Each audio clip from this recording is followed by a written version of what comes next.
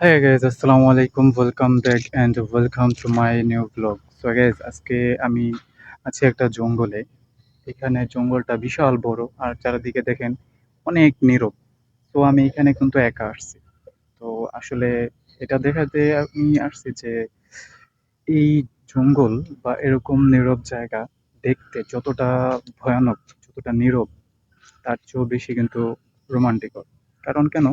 এই জঙ্গলের ভিউ, প্রকৃতির যে একটা সাউন্ড, ভাই কি বলবো, অসাম। আপনার মানে অটোমেটিকলি একটা প্রশান্তি পাবেন।